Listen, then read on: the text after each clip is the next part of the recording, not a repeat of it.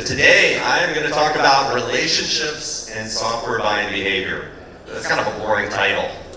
So we're going to talk more about the tech equivalent of a romantic comedy. I'm going to inject a personal story into this, make it fun, make it light, as we talk more about data that we've gotten from the market that we're going to share with you today. But first, a little bit more about myself. I'm going to date myself here. I've been working with vendors here in Asia Pacific for 27 years. Most of my career has been in the analyst space. I have worked in software before, but in the analyst space, I've done a lot of work in helping Asia Pacific vendors to go global, as well as global vendors to come into Asia Pacific. And recently I've moved into the reviews side of the game. Last 4 years helping G2 grow in Asia Pacific. You can see a picture there of my wife, my two sons. I'm based in Singapore. My sons are kicking my ass right now. They're getting older. And remember my wife. She's going to play a big part in this presentation. But a little bit more about this presentation. What are we going to cover? So we're going to dive into data that G2 has collected from our annual buyer behavior study. This is a study where we talk to software buyers and really learn about their buying journey, more about it. We interviewed over 1,700 organizations. This cuts across segments, so we're looking at SMB, mid-market, enterprise, as well as regions. North America, Europe, and here in Asia Pacific. This information, use it internally, it's yours to use it externally, it's yours to use. Hopefully in the next 25 minutes I'll say something smart. If I do, steal it, use it. Again, this is information for all of you. The full study is available online, and we actually have hard copies available as well at our booth. I think there might be some here in the room as well. But relationships. In business, we talk a lot about relationships, especially in SaaS. I want to develop a relationship with you. I want to deepen our relationship. We want to build a relationship together. It's probably the most used word when it comes to business, relationships. Because business is about people. But relationships can be hard, but they make the world go round. And relationships are very important when we look at SaaS. I mentioned this presentation, there's going to be a lot about my wife. My wife and I have been together next month 22 years. Our relationship started in Singapore. It's continued. It's grown from us meeting, feeling a mutual attraction, dating, getting engaged, getting married, and then creating a family. And in many ways, our relationship looks like that software buying journey. And I'm going to bring elements of my personal relationship with my wife and relationships in general as we talk about that journey. Talk about the benefits, talk about the challenges as well. So in this presentation, your relationships don't happen overnight. We're going to break it into 3 steps. First, meeting each other. Second, dating, and ultimately coming together in a union, marriage. Whether it's a personal relationship, whether it's a SaaS buyer working with a SaaS vendor, these relationships evolve like this. We're going to divide it into these 3 areas, and we are going to kick it off with meeting each other. So meeting each other, that first glance, that first interaction, that first conversation, you feel the spark. So I met my wife in Singapore. I actually met her at an event very similar to the event that we're at today. So if anyone's single in the audience, this might be your magic moment. I'm going to date myself again. This picture's probably from late 2001. You can tell it's old. It's an actual picture from an old school camera. I've digitized it. But this was when I first met my wife. The future held a lot for us. It was exciting. We didn't know where it was headed, but we were having good fun with it. And as we dive into the data from the study, we can see more people than ever are dating. And guess what? More people than ever are buying SaaS. If we look at the average mid-market organization, they now have 119 SaaS applications. That's up from 101 2 years ago. We also see close to half of buyers are still looking to increase their budgets over the year. That's positive. I know it's been a tough year for everybody. I think the previous presenter talked about the dark year in SaaS. It's a tougher market out there, but people are still spending.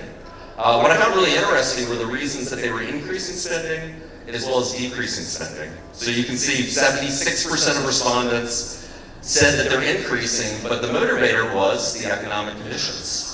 So these are companies that are investing in software to improve their productivity, to improve efficiency, to go digital, to increase their competitiveness in the market. We also saw 80% of respondents who are decreasing spending. They're doing it for the normal reasons. Sales are down. Sales are slowing. They're trimming budgets. They're cutting. But as we look ahead, next year, the optimism is growing. You can see here 55% of buyers are looking to increase their spending in SaaS. We see the optimism most in the executive levels, C-level, senior leadership. As you go down the level, that optimism reduces. It's still there, but you see senior decision makers, typically the ones making decisions, are very optimistic for next year and are looking to increase that spending. Now buyers, they're using dating apps. I'm too old. I met my wife before dating apps. But obviously they make meeting people much easier. In software, review sites are making it easier for buyers to discover and identify software applications. In many ways, it's driven by our B2C or consumer behavior. You know, if I'm going on a trip, guess what? I go to TripAdvisor. And we're seeing very similar behaviors taking place when it comes to buying software. Buyers are finding, identifying, researching, and understanding the software vendors that they want to make that connection with. Now, for any of you that's heard my Trinity of Content presentation, that was last year at SaaSCon, we've identified 3 different types of content. You have vendor content, you've got expert content coming from analysts and industry thought leaders, and you have customer content, which is coming from review sites and social media. What we found is that 85% of the most influential content that's out there is coming from the expert and the customer content. And it's really important for you as vendors because often your potential buyers are being influenced by this content even before you have a conversation with them. Now, you made a connection. You met somebody. Guess what the next step is? You're going to stalk them on social media. You want to find out more about them. And the SaaS equivalent of that is that they're going to your website. But one of the big challenges for you as vendors is increasingly SaaS buyers are not using your website as the most trusted and the most used source of information to make a decision. You know, 2 years ago, that was 38%. Now it's 32%. And that's creating a big challenge for SaaS vendors because your website typically is your biggest channel to the market. You know, it gets back to the whole expert content, customer content. You know, buyers are able to use that information now. Vendor content has dropped to 7%. The one that pains me the most, salespeople, it's down to 1%. The least influential source of information for buyers. And that's come down a lot. You know, previous studies would have that a lot higher. You know, salespeople used to have more of a monopoly on information, but you can find that from other sources now. And my tip is really think about how buyers are being influenced. Again, it's not always the content that you're producing. Have an understanding of how they're being influenced, again, by that expert and that customer content, because in many ways that's driving them to you, it could be driving them away from you. They also struggle to understand you. You know, relationships, you need to have an understanding, otherwise there's confusion, there's anxiety, it doesn't make for a good relationship. And we see consistently that buyers are struggling to understand vendors, and a lot of that comes back to content. They're struggling to understand your offerings. They're struggling to feel that the content is credible or it's not industry specific. This is a big challenge, and we see it being the biggest challenge in making good software decisions. My big tip for vendors, don't make it about yourself. We consistently see vendors talking about what they want to talk about as opposed to listening to what are the customer challenges and writing content about how they can solve those challenges for customers. Again, that's a big one. You know, looking at the buyer's perspective, looking at the content the buyer needs to ultimately engage with you. That's going to take a lot of friction out of the relationship, and it's going to help you to differentiate yourself as well. Also, don't make that first conversation awkward. At G2, 9 out of 10 people that come to us, I say, what brought you to G2? They say leads. Give me leads. It's really interesting in that I had a conversation with a marketer not too long ago, and they were complaining about their inbox being overwhelmed with salespeople trying to sell them, in this case, MarTech. Yeah, so I get so many emails a day of people pitching this to me. But in the same conversation, they said, how can you give me more leads so my salespeople can approach senior marketers and sell our MarTech solution? So in many ways, we're creating the problem here. I think you really got to look at the buyer journey, how buyers want to engage with you. A lot of buyers want to do research without interacting with your sales team, but also your marketing team. They want to get that understanding. And really the big tip here is think about where you put that gate on your content. Increasingly vendors put that gate at the beginning of the journey. They want to get that contact details. They want to know your name. They want to know how to contact you so that they can start engaging. And we all want to do that. We all want leads. We all want to generate pipeline. But think about how you can move that gate a little bit later on in the buyer journey. You're obviously going to see less leads. And that's painful for people who are metric on leads. But guess what? The leads are going to be much higher quality. And you're going to see a big increase in your sales and marketing efficiency because you're dealing with really good leads. People that want to engage with you, people that want that connection, and they want to move on to dating with you. And that's the next step, dating. So again, you got that connection. You've met somebody, there's a spark. You want to take it to the next level and really get to know each other. For me, my experience, this is a picture of my wife and I. We were actually at a friend's wedding. We just started dating. If you look, my wife was probably asking me, it's probably my wife signaling me from Singapore not to talk about her, but my wife was probably asking me, where's our relationship going? When are we getting married? And as you can see, I have quite a constipated look on my face there. I probably didn't have an answer for her. In our world, she's the software salespeople person saying, hey, are we going to close this deal this month? And I'm the buyer saying, I don't know. But what do we want in a relationship? What are software buyers looking for? And the big one is, no surprise, ROI and value. I think the big thing that we've seen from the survey, though, is it's not so much focused on the cost, it's focused on value. I mean, buyers aren't as concerned as much about the cost. It's like, can we get an ROI from the solution? And it's important to know when people are negotiating with you. A lot of those negotiations aren't focused on budget, they're focused again on that ROI and that risk. We also saw SMBs very focused on ease of use, very focused on ease of implementation. Again, not a surprise. They don't have the resources that larger companies have. The big thing that's really moved up in the survey this year, scalability. As you can see for mid-market and enterprise, that ranked number 3. It's always been in the top 10, but we saw that move up considerably this year. It's something for vendors to be aware of. As you're messaging to these companies, think about messaging about scalability. How can they grow with you? We also want a relationship to be easy. Nobody walks in and says, yeah, I want a hard relationship. Give me some of that. So when you look at the SaaS world, buyers want an easy relationship, and a big part of that is around self-service. They want to be able to interact with you on their own terms. We see this very much in the enterprise. All segments want it. The enterprise really wants it. And a lot of that is due to the enterprise, one, wanting to control the process, but the enterprise has a lot more stakeholders. And self-service really helps them there in that interaction with those stakeholders. When we look at it from a regional perspective, Asia Pacific, not a surprise as well. Time zone challenges, language difficulties. My big tip when it comes to self-service is when you think about enabling self-service, also think about still making it easy for that buyer to be able to contact you. We've seen a lot of companies really veer one way in self-service, but it's impossible to get in touch with them. And that, again, is not delivering a great buyer experience. So you have to have a balance between the two. But as things have gotten easier, dating has gotten harder. In the SaaS world, dating has gotten harder because of people. Some big changes here. If we look, additional stakeholders. A lot more stakeholders have been added.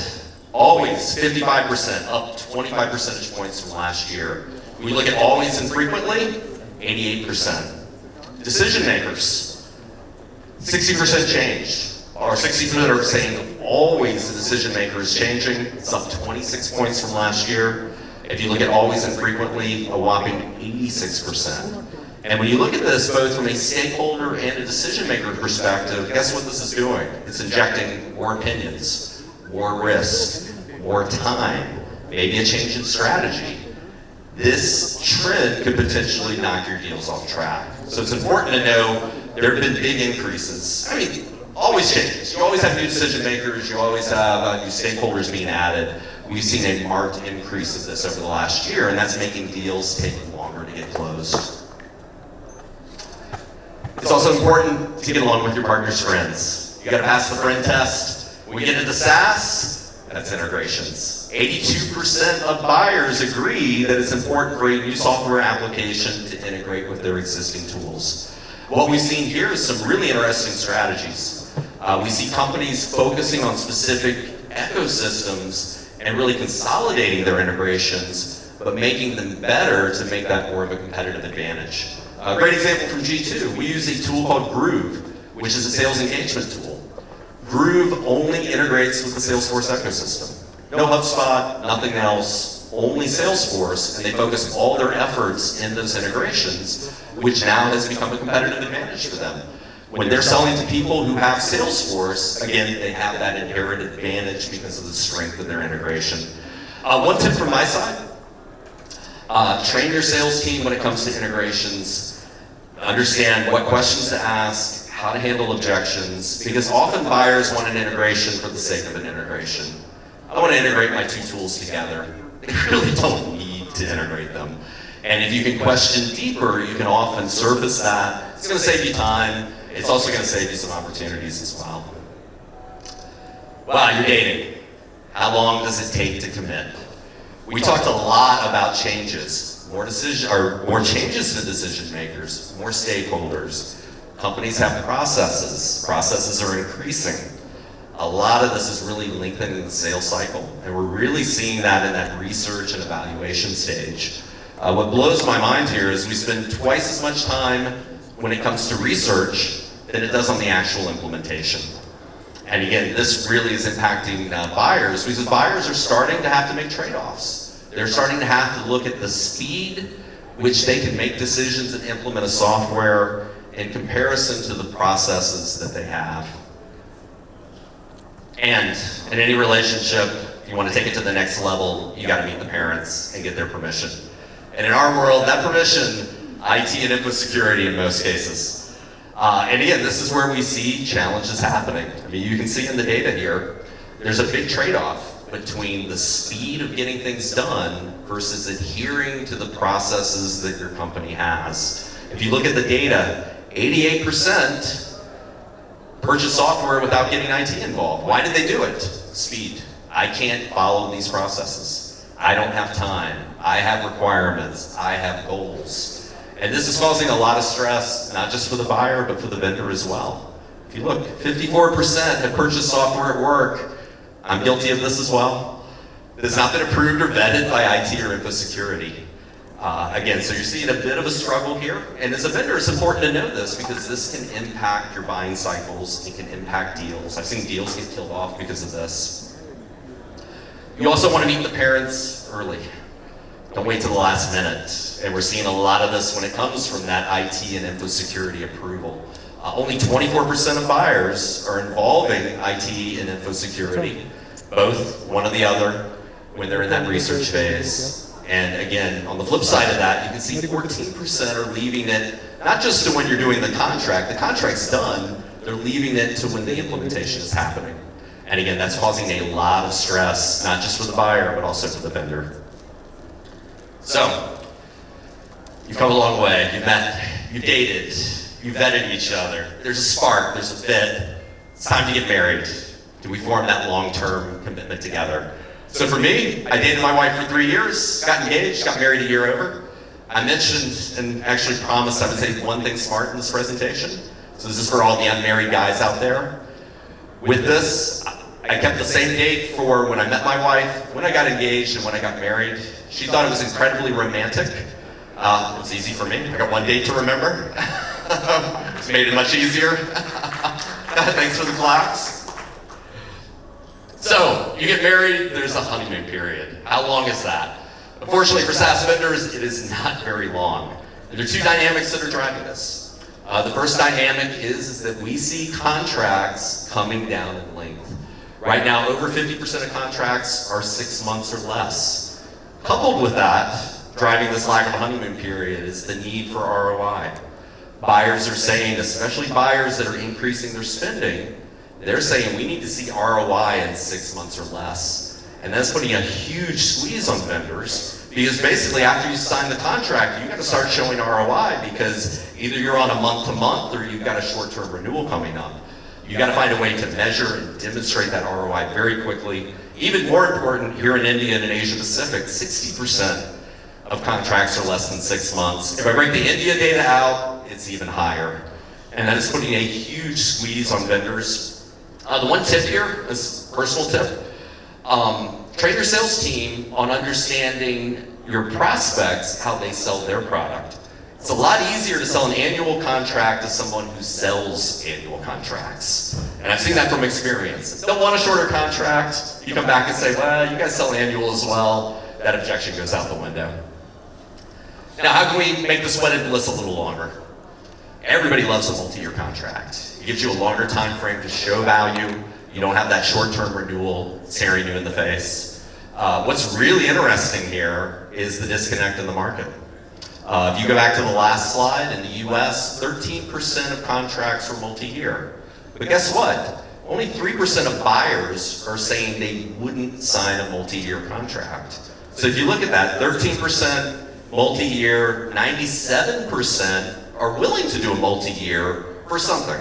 And that something tends to be a discount. That could be a discount as in pricing discount, that could be locked in at a lower rate over a longer period of time. But typically, again, discounts are driving those multi-year deals. The one tip that I have is to understand the economics of your multi-year deal and what discount can you give. Fundamentally, I don't see vendors doing that.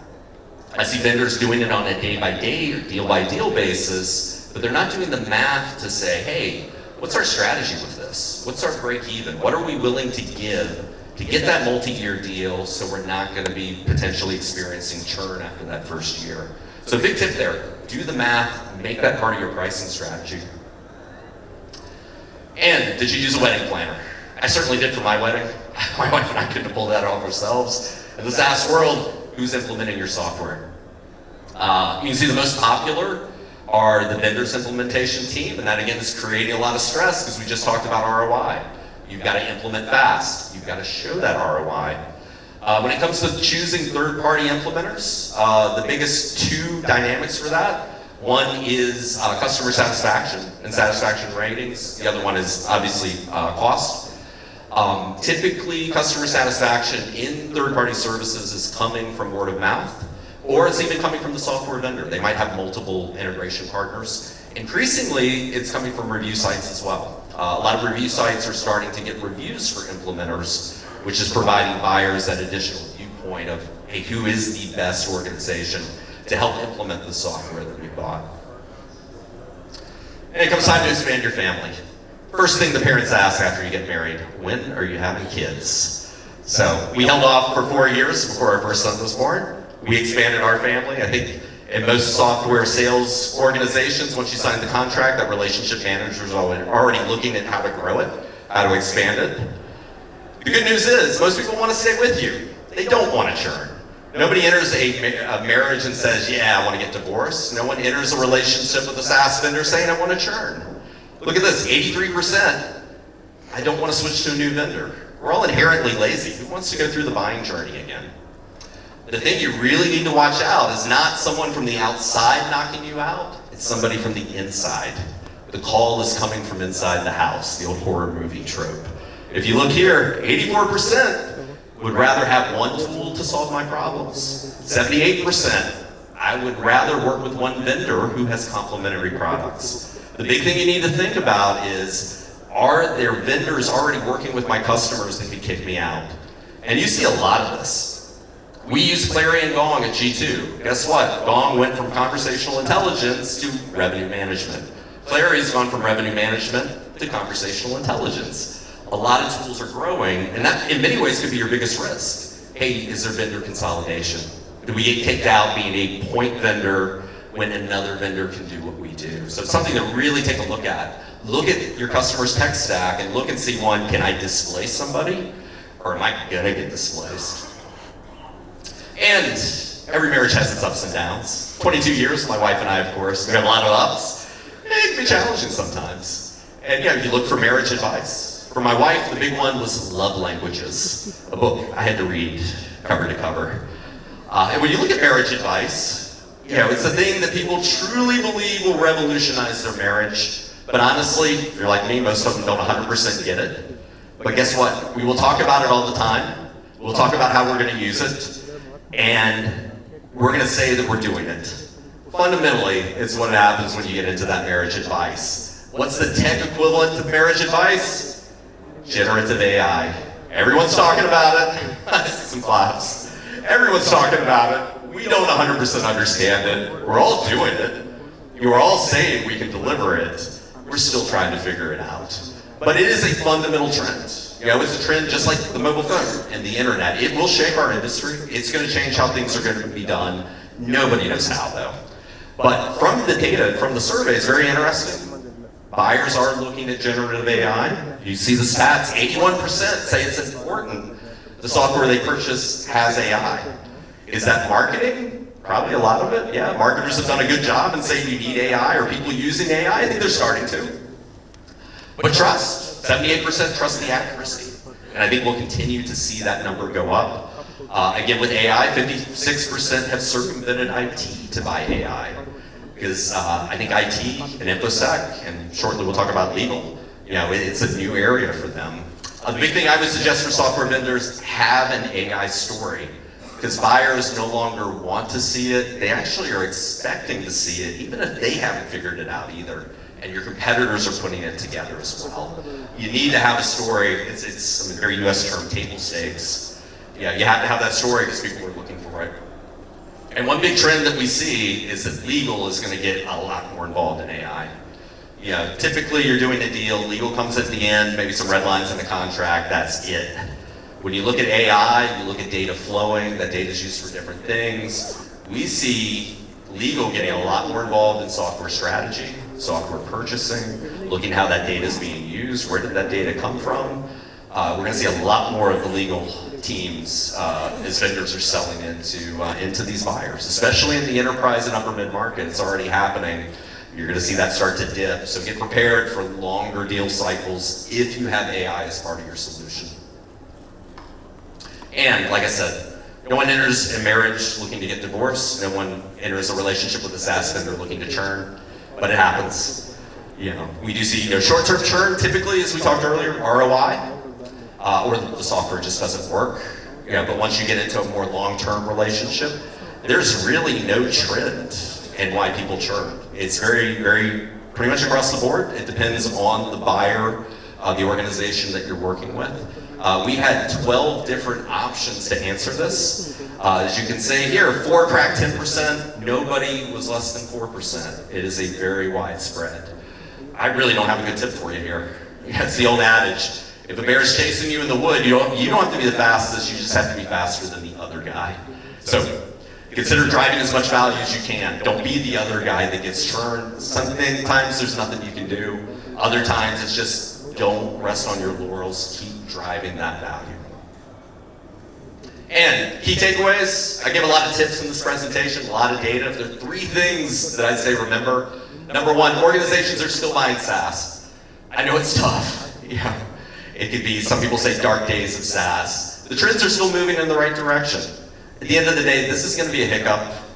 People are buying a lot more software. They're going to continue. Again, get through this. I'm not going to say it's going to be back like 2020 and 2021, but we're going to see solid growth. All the trends are lining in the right way. Number 2, develop your content. It's the biggest thing holding people back from good software decisions. Don't focus on what you want to say. Focus on solving the problems that your customers have. Focus on their needs and helping them have a great buyer experience. And just don't focus on your own content. Focus on expert content. Customer content, how could that be influencing your customers, like I said, even before they have a conversation with you? And last, make it easy to work with you. Take that friction out of the relationship. That could be contracting, that could be self-service, that could be not asking someone to give their lead info when they click on your website. All things like that, find ways to take that friction. You'll see a lot more velocity on your deals, you'll see a lot more deals winning, and it's a great way to differentiate and beat your competitors. And my wife and I are up for our 22nd renewal cycle next month. I'm hoping it's an easy renewal. No more expansion for us, that's done. But again, I hope you enjoyed the data from our buyer behavior study, my personal story. Hopefully it's helpful in your SaaS relationships, and really appreciate everybody's time today. I've got 35 seconds on the clock, exactly 25 minutes, but I'll field any questions if anybody from the crowd has anything they'd like me to answer.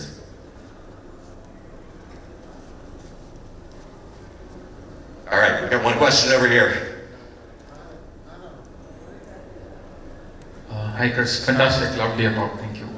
The question is, are you seeing bundling of SaaS tools together, like a Netflix license, right? I'll buy these 5 or 6 tools together.